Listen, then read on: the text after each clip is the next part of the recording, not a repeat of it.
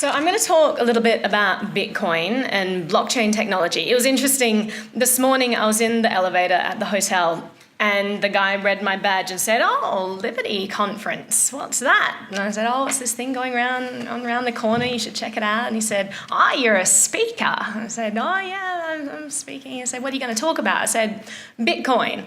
And he said, "Oh, yes, Bitcoin. Yeah, we don't really need that." I was like, okay. He said, "It's a bit iffy." And for me, that sort of sums up most people's reaction to this technology. And it's interesting, in Australia, I've been trying to interview people who are in the space, who are part of Bitcoin startups or blockchain startups, and haven't been able to find many people. And that's really interesting to me as well, that not many people in Australia are interested in this. Like, how many in the room actually own Bitcoin? So yeah, I mean, this is probably all the people in Australia who do. You're all at this conference. But it makes a lot of sense that people in Australia might not be too interested in it. It's the same in America, although there are a lot more people in America, so there tend to be a lot more people interested in it. But like per capita, I mean, we live in a safe country. We live in a pretty good country. And the government, I mean, for all its faults, is better than a lot of other governments out there. So Bitcoin really, if you think about it, is useful for a lot of different things. One of the main things is the black market, right? So a lot of the people I've talked to is like, "Oh, I know someone you could interview about Bitcoin. He buys a lot of drugs with it." I'm like, "Oh, all right." And that's the same in America. People buy a lot of drugs with Bitcoin. It's used on the black market. But you see, the black market in Australia is drugs, right? The black market in China is your groceries and your basic clothing and basic medical supplies that you need to survive. And that's where Bitcoin becomes very useful.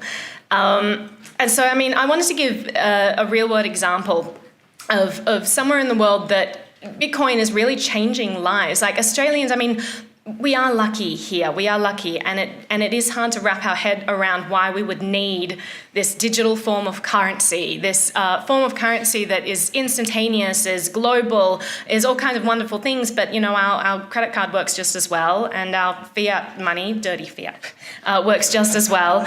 But look at Venezuela, for example. So all kind of stuff, bad stuff is going on there right now, and you have children who are just fainting from starvation in classrooms. They're so hungry, they're just fainting. And you have people who can't get groceries and they're lining up for 72 hours to get to the front of the line and discover that all of the flour is gone, and that's all that was on offer anyway. And I mean, that's not a way to live. And this is destroying lives over there because government has put in these really abhorrent policies that just make it really hard for people to live. So what people are actually doing, and it's interesting, let me backtrack a little bit. So when you're mining Bitcoin, it's not generally profitable because you use a lot of electricity to do it. It's a lot of computing power. And in Venezuela, they've actually put price fixes on the cost of electricity. So these people are mining Bitcoin over there at the cost of basically zero. So it's like having a printing press in their basement, right? It's actually really interesting. So what they're doing in Venezuela is people in secret, of course, mining Bitcoin, and they're using Bitcoin because it's an international currency to buy from Amazon, to buy from Walmart. They're having these things shipped to docks in Miami and then sent across the ocean, and they're paying people who know all of the correct routes to take, all the correct people to bribe to get it into Venezuela, and that's how they're feeding their communities. And that's incredible. You know, I mean, when people tell me, like, why do we need Bitcoin? My answer is, yeah, you probably don't. But people in other countries that aren't so fortunate, they do. And, you know, just be careful because countries can fall. You just need a bad person to come into power and to start, you know, seizing a lot of the power. And it's so, you know, it's frightening how quickly freedom can disappear. And you see that all around the world. So I'm really interested in Bitcoin. I've worked for lots of different Bitcoin startups in lots of different capacities, but for me, it's the fact that it gives power, financial power, back to the people, and I think that's huge because whoever controls the money supply has all of the power, right? And first of all, there's been a government monopoly on the money supply for a really long time, and whenever you have a government monopoly on anything, there's just no innovation in there. And what you have is the private sector's come up, and someone called Satoshi Nakamoto, we don't know who that person is or that group of people is, he came up with this money that he specifically engineered to be the ideal form of money. And it's wonderful, it's global, it's money of the internet. We live in a digital age and it's digital cash. We live in an internet age and this is money of the internet. It's really quite wonderful. And also, we're living more and more in a global marketplace as well. So to have a global currency, especially I don't live in Australia anymore, and for me to transfer money back and forth, transfer savings, the amount of fees and the rigmarole that it goes through, and then the banks charge me whatever exchange rate they decide is best at the time. I lose 4% just from the exchange rate that they've chosen. Like it is really difficult. So to have money that's universal across the world is really, really interesting. It's not just Bitcoin that's interesting. Like who here hasn't got Bitcoin but is interested in looking into it? Like what have been the main barriers to you getting into it? Is it just lack of understanding? Is it fear of maybe a technology that you don't understand? Is all a little bit? Yeah, it seems like there are some barriers to entry, but the good news is that when the internet started, there were all kinds of barriers to entry there too.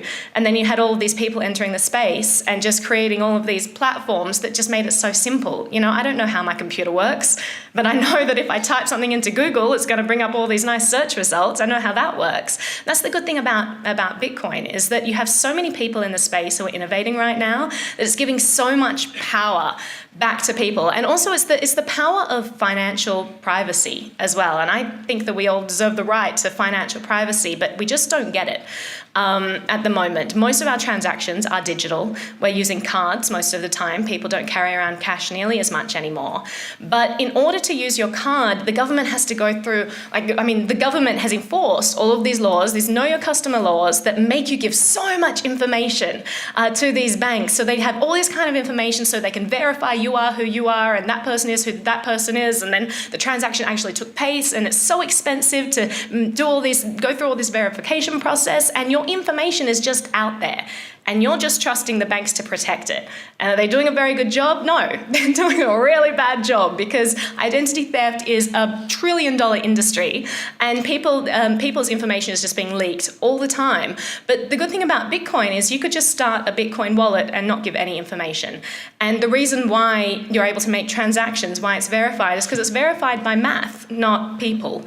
So that's really exciting. I don't want to take up too much time because I know that there are going to be questions. I'm not sure how long I've been going for, but if you haven't looked into Bitcoin, if you haven't looked into other alt currencies like Ether or Tezos or Zcash, these are all really exciting.